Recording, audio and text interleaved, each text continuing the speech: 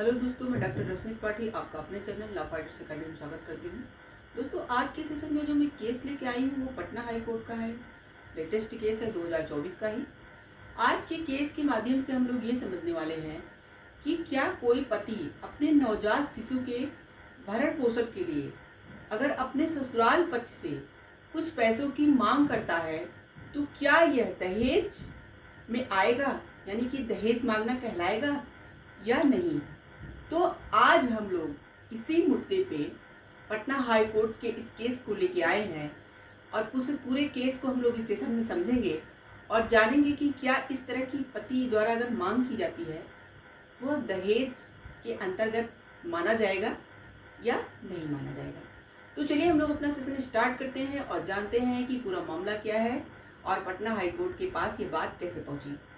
जैसा कि जो ये मामला है वह पति पत्नी दोनों की जब शादी होती है उसके बाद उनसे जो है बच्चे होते हैं, तो उनके 3 बच्चे रहते हैं, 2 लड़के और 1 लड़की।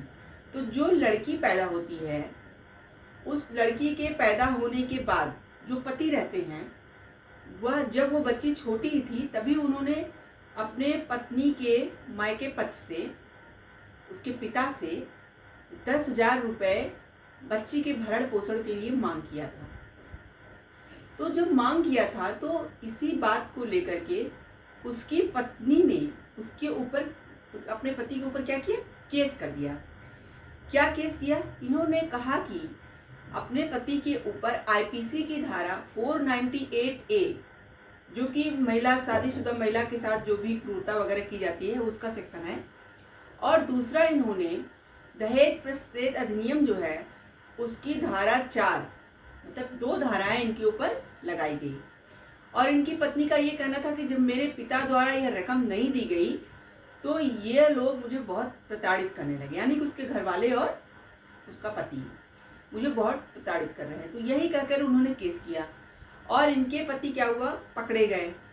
जब पकड़े गए मामला ट्रायल कोर्ट में पहुंचा तो ट्रायल कोर्ट ने इनको दोष सिद्धि कर दिया, यानी कि इनके पति को गुनहगार पाया। ऐसा उनका कहना था कि जो उन्होंने मांग की वो दहेज ही था, वो दहेज के ही अंतर्गत आया और इन्होंने अपने पत्नी के साथ जो भी क्रूरता वगैरह किया था उन सब बातों को सही माना और उनको उनके पति को सजा मुहैया करा दी गई, यानी सजा भी दे दिया गया। तब जब इनके पति एक अपील न्यायालय में भी अपनी याचिका डालते हैं, लेकिन वहाँ भी उनको सफलता नहीं मिलती। वहाँ पर भी ट्रायल कोर्ट के ही जजमेंट को बरकरार रखा गया। तब यह अपना मामला ले करके पटना हाई कोर्ट में आते हैं और पटना हाई कोर्ट के सामने पुनर्विचार एक याचिका दायर करते हैं। तो चलिए हम लोग अब यह जानते हैं कि पटना हाई कोर्ट में कौन से जज बैठे थे और उन्होंने अपने जजमेंट में इस बात को लेकर के क्या फैसला सुनाया। जैसा कि जो यह केस था, पहले हम लोग उसका नाम जान लेते हैं। केस का नाम था नरेश पंडित वर्सेस बिहार राज्य एवं अन्य 2024 का पटना हाईकोर्ट का केस। तो जो जज बैठे जो थे वो थे न्यायाधीश विवेक चौधरी, एकल पीठ थी, यानी सिंगल बेंच थी। उन्होंने कहा कि यदि पति अपने नवजात शिशु के पालन पोषण और भरण पोषण के लिए पत्नी के पैतृक घर से पैसे मांगता है तो ऐसी मांग दहेज निषेध अधिनियम की धारा 2(1) में जो दहेज को परिभाषित किया गया है उसके अंतर्गत नहीं आती है।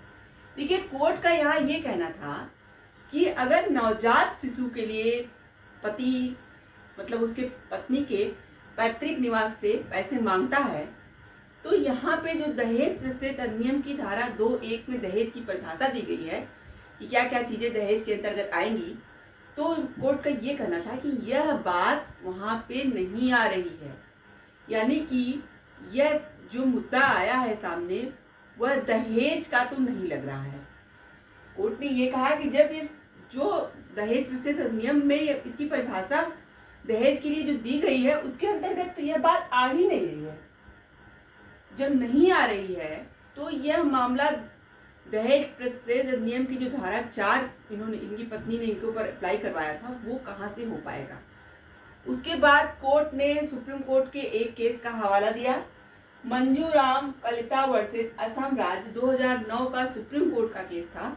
इस केस का हवाला देते हुए कहा कि अगर आईपीसी की धारा 498A किसी पर्सन के ऊपर लगाई जा रही है तो जो लगा रहा है यानी कि आरोप स्थापित करने के लिए अभियोजन पक्ष जो है यानी कि जो केस को ये लगा रहा है उसको यह बात प्रूव करनी होगी कि महिला के साथ लगातार क्रूरता हुई है।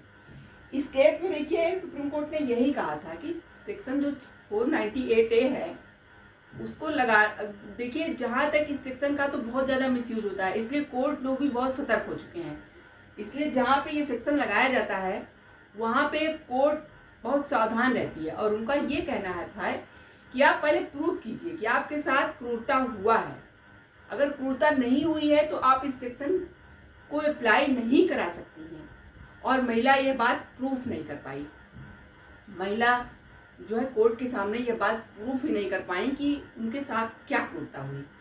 देखिए कोर्ट ने यहाँ पे कहा कि मुझे तो सिर्फ मामला ये लगता है कि आपसे 10,000 आपके माता पिता से मांग की गई, ये बात है, लेकिन किस लिए मांग की गई वो दहेज के रूप में नहीं मांगा गया कि आप अपनी बेटी के लिए दहेज दीजिए 10,000 रुपए। वहां पे आपके बच्चे का भरण पोषण करने के लिए मांगा था, तो ये तो दहेज के बारे में आती नहीं। और रही बात धारा 498A की आईपीसी के, तो वहां भी आप प्रूफ नहीं कर पाई हैं। आपके जो है पति ने पैसे मांगा और आपने जो है 498A का केस कर दिया। कोर्ट का ये कहना। अब देखिए कोर्ट ने ये भी कहा, कोर्ट ने कहा कि जो बेटी के भरण पोषण के लिए आपके पति ने आपके जो है घर वालों से पैसा मांगा, तो आप दोनों जिस पृष्ठभूमि से आते हैं, जो सामाजिक पृष्ठभूमि आप दोनों की है, वहां पे यह एक प्रथा है। देखिए मतलब कोर्ट का ये कहना था कि दोनों पर्सन यानी पति पत्नी जिस सामाजिक पृष्ठभूमि से आते थे वहां पे एक प्रथा थी कि जब मतलब लड़की प्रेग्नेंट होती है तो वो अपने मायके चली जाती है और मायके में तब तक रहती है जब तक उसका बच्चा 6 महीने का पैदा होने के बाद नहीं हो जाता। तो यानी कि जो भी खर्च वगैरह है वो सब माता पिता देते हैं। लड़की के माता पिता ही जो है बच्ची के जन्म तक यानी 6 महीने तक पूरा उसका खर्च वहन करते हैं। तो ये प्रथा है, ये दोनों पर्सन जिस सामाजिक पृष्ठभूमि से जुड़े हुए हैं। तो वही कोर्ट ने कहा कि अगर आपके यहाँ ये प्रथा भी है तो अगर आपके पति ने 10,000 रुपए मांग लिया तो यहाँ पे दहेज की मांग उसे नहीं माना जाएगा। तो ये सब बातें कोर्ट ने कही। तो उसके बाद कोर्ट ने मतलब अपने जजमेंट में कहा कि मुझे जहां तक लगता है जो ट्रायल कोर्ट ने इनको सजा दिया वह सही नहीं थी। तो इसके परिणाम स्वरूप निचली अदालत द्वारा पारित दोष सिद्धि एवं सजा का फैसला और आदेश रद्द कर दिया और इनकी पुनर्विचार याचिका को स्वीकार कर लिया। देखिए पटना हाईकोर्ट का यहाँ ये कहना था कि अगर इनके पति ने 10,000 रुपए मांग लिया इनके माता पिता से, वो भी बच्चे के भरण पोषण के रूप में, उसके बाद इनके यहाँ ये सामाजिक प्रथा भी है कि जो है अगर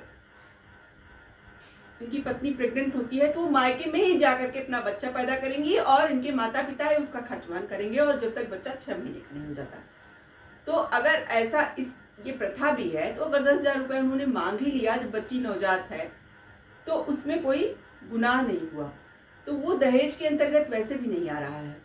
तो इसीलिए जो है पटना हाईकोर्ट को कुल मिला के यही समझ में आया कि यह मामला दहेज का नहीं है।